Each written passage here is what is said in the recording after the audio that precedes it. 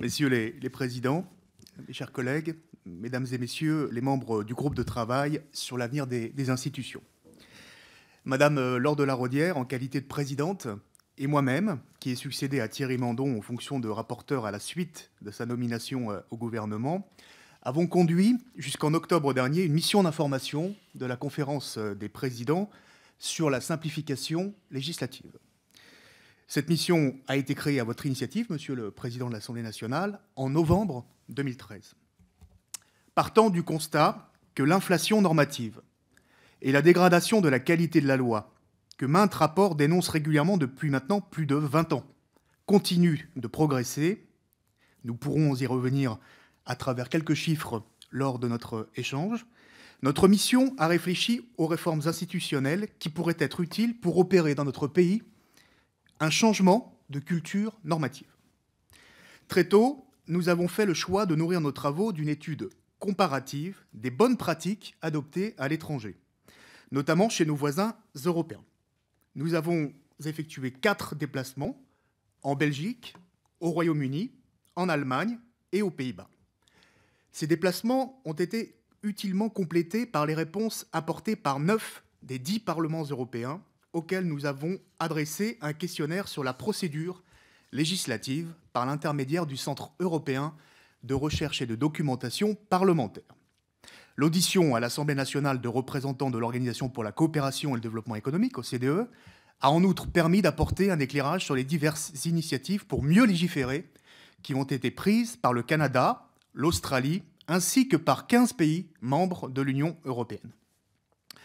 Une fois les bonnes pratiques étrangères identifiées, nous avons expertisé les moyens de les transposer dans notre pays, le cas échéant sous réserve d'adaptation. Nous avons ainsi procédé à une vingtaine d'auditions à l'Assemblée nationale, en commençant par celle d'universitaires spécialisés en droit privé, en droit public et en droit européen. Nous avons ensuite soumis les pistes de réforme inspirées des exemples étrangers et des travaux universitaires à de nombreux acteurs, aussi bien des élus, ayant abondamment réfléchi aux enjeux de la rationalisation et de la simplification des normes, que des représentants des institutions et administrations concernées par notre sujet, Conseil d'État, Cour des comptes, Secrétariat général du gouvernement, etc.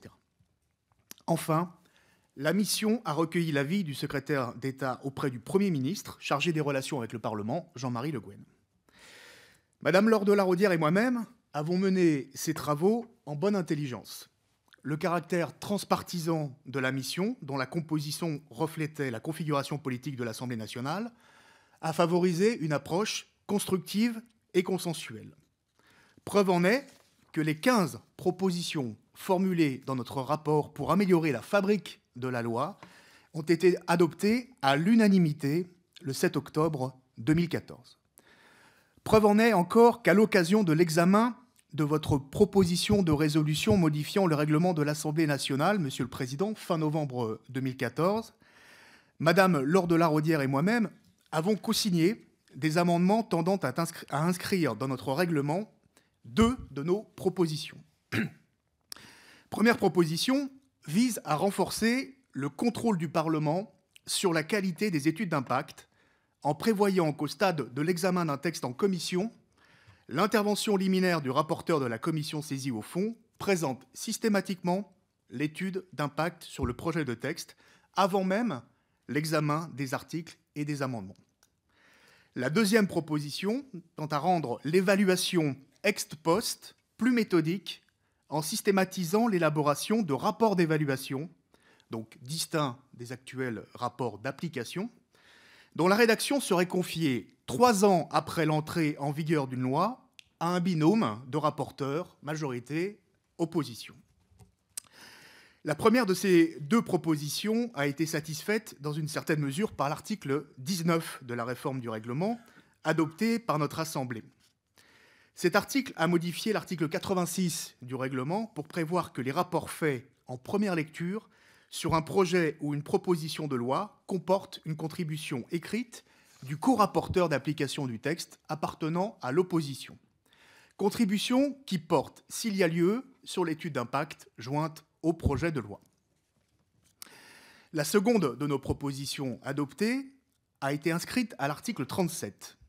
Modifiée par cet amendement, L'article 145-7 alinéa 3 de notre règlement dispose désormais qu'à l'issue d'un délai de 3 ans suivant l'entrée en vigueur d'une loi, 2 députés, dont l'un appartient à un groupe d'opposition, présentent à la commission compétente un rapport d'évaluation sur l'impact de cette loi. Ce rapport fait notamment état des conséquences juridiques, économiques, financières, sociales et environnementales de la loi, le cas échéant au regard des critères d'évaluation définis dans l'étude d'impact préalable, ainsi que des éventuelles difficultés rencontrées lors de la mise en œuvre de la dite loi. Il nous a en effet paru important que, dans le cadre de son travail d'évaluation ex post, notre Assemblée ne se contente plus des rapports d'application, qui se nourrissent largement des données transmises par l'exécutif, en application de la loi de simplification du droit du 9 décembre 2004.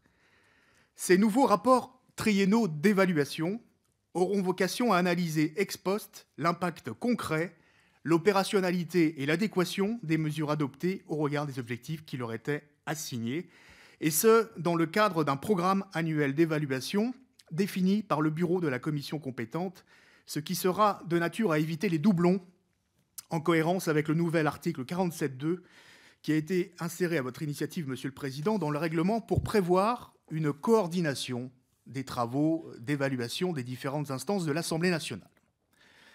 Outre ces 2 propositions, une 3e proposition de la mission a été mise en œuvre, celle qui visait à rendre publique la partie de l'avis du Conseil d'État relative aux études d'impact assortissant les projets et, le cas échéant, les propositions de loi, ainsi que les projets d'ordonnance. En effet, allant même au-delà de ce que nous demandions, le Président de la République a décidé le 20 janvier dernier que les avis du Conseil d'État sur les projets de texte seront désormais rendus publics dans leur intégralité. Ainsi, à la date du 30 avril dernier, les avis rendus par le Conseil d'État sur 5 projets de loi étaient consultables en ligne sur le site Légifrance. Cependant, la quasi-totalité des 12 autres propositions de la mission nécessitent des réformes qui relèvent au moins d'une loi organique, voire le plus souvent d'une révision de la Constitution. À ce jour, vous comprendrez donc qu'elle n'ait pas pu être concrétisée. Tout d'abord, par rapport à ces propositions qui restent à mettre en œuvre. En amont de la procédure législative, nous faisons une première série de propositions qui visent à améliorer la préparation de la norme et notamment la qualité de l'évaluation préalable de son impact. Une première proposition concerne l'enrichissement du contenu des études d'impact. Si des progrès ont été accomplis en la matière depuis la réforme constitutionnelle de 2008, leurs insuffisances de ces études d'impact ont été pointées à plusieurs reprises au cours de nos travaux. Nous avons préconisé d'abord de rendre obligatoire pour les textes législatifs la réalisation d'un test entreprise. Il est aujourd'hui facultatif et circonscrit aux textes réglementaires, mais aussi d'un test collectivité locale et d'un test usager de l'administration. Nous avons également préconisé d'améliorer l'évaluation des coûts et bénéfices économiques ainsi que des conséquences sociétales des mesures envisagées, parce que nous considérons aujourd'hui que dans les études d'impact, nous disposons de données trop imprécises. Nous avons aussi proposé de fournir une analyse et une justification approfondie à l'appui des mesures transitoires et aussi des dates d'entrée en vigueur retenues dans les textes de loi. Nous pourrons y revenir tout à l'heure dans l'échange par différents exemples. Nous avons aussi proposé d'enrichir les études d'impact en y intégrant, sur le modèle britannique, l'exigence de quantification des charges administratives supprimées en contrepartie et à hauteur des charges administratives créées, c'est la règle que vous connaissez, du 1 pour 1, one in, one out, exigence qui est aujourd'hui circonscrite au texte réglementaire. Nous avons enfin proposé d'introduire dans les études d'impact, sur le modèle allemand, les critères sur lesquels se fondera l'évaluation ex post de ces mesures. Au-delà de cet objectif de mieux renseigner les études d'impact, j'ajouterais la nécessité de mieux associer et consulter nos concitoyens en amont dans la préparation des textes de loi. Vous savez qu'aujourd'hui, nos concitoyens ont la possibilité de s'exprimer sur le site internet de l'Assemblée nationale au stade des études d'impact, des textes de loi. Et vous savez aussi qu'il existe aujourd'hui des pratiques sur le terrain. Je pense aux ateliers législatifs citoyens qui consistent à organiser des discussions et des échanges avec nos concitoyens par des députés dans leur circonscription. Et je laisserai Cécile Untermaier, qui était membre de notre mission parlementaire, peut-être s'exprimer sur ce sujet tout à l'heure. La seconde proposition sur les études d'impact consiste à les soumettre à une contre-expertise externe et impartiale, à l'instar de la pratique instaurée au Royaume-Uni et en Allemagne, qui se sont respectivement dotés d'un comité de la politique réglementaire, c'est le Regulatory Policy Committee, qui a été créé en 2009 au Royaume-Uni, et d'un Conseil national des contrôles de normes, là c'est le Nationaler Normenkontrollrat, créé en Allemagne en 2006. Nous suggérons ainsi de confier l'évaluation de la qualité des études d'impact à un organisme indépendant. Il serait composé de représentants de la société civile et il serait chargé, en s'appuyant sur des experts issus des secteurs privés et publics, notamment les universités, de l'INSEE, des administrations économiques et des corps d'inspection et de contrôle généraux, de rendre un avis public prenant notamment en compte l'évolution estimée des charges administratives résultant de la mesure envisagée. Cet avis sur les études d'impact assortissant les projets de loi devrait être rendu public lors de la présentation de ces derniers en Conseil des ministres. Concernant la mise en œuvre de cette proposition, vous savez certainement que le président de la République a annoncé la création d'un comité d'évaluation indépendant chargé de vérifier la fiabilité des études d'impact le 30 octobre dernier lors d'une réunion à l'Élysée consacrée à la simplification.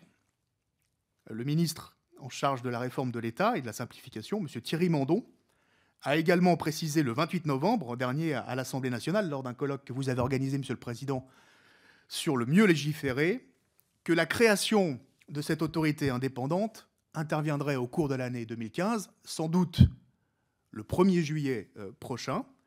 Dans un premier temps, cette instance traiterait des projets de loi à caractère économique, celles qui créent des charges nouvelles pour les entreprises, avant de traiter l'ensemble des études d'impact, ce que nous avons souhaité et demandé dans notre rapport, donc l'ensemble des études d'impact et pas simplement celles concernant les entreprises. Plus indépendante, l'évaluation ex-ante de la norme devrait aussi être plus systématique. Il serait paradoxal d'appeler de nos vœux un approfondissement des études d'impact assortissant les projets de loi, tout en continuant de dispenser d'autres textes législatifs de ces études d'impact. C'est la raison pour laquelle, en s'inspirant des bonnes pratiques adoptées notamment à l'occasion de l'examen de la proposition de loi relative aux comptes bancaires inactifs et aux contrats d'assurance vie en déshérence, une troisième proposition de notre rapport vise à rendre obligatoire la réalisation d'une étude d'impact sur les propositions de loi inscrites à l'ordre du jour. Une quatrième proposition suggère de rendre obligatoire la réalisation d'une étude d'impact pour les ordonnances, y compris lorsque celles-ci ne concernent ni les entreprises, ni les collectivités territoriales. La dispense d'études d'impact dont bénéficient aujourd'hui les projets de loi de ratification des ordonnances pourrait, en conséquence, être subordonnée à la condition d'une étude d'impact, qu'une étude d'impact ait été produite à l'occasion de l'examen par le Conseil d'État du projet d'ordonnance. Par ailleurs, les projets de loi d'habilitation devraient être assortis d'une étude d'impact plus complète que ne l'exige aujourd'hui la loi organique du 15 avril 2009. Enfin, l'évaluation ex-ante de la norme gagnerait à être fiabilisée par un recours accru à l'expérimentation.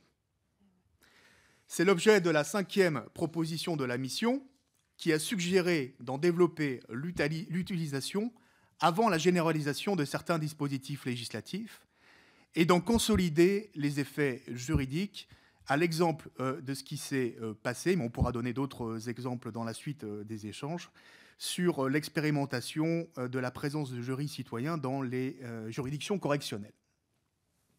Je cède la parole à l'ordre.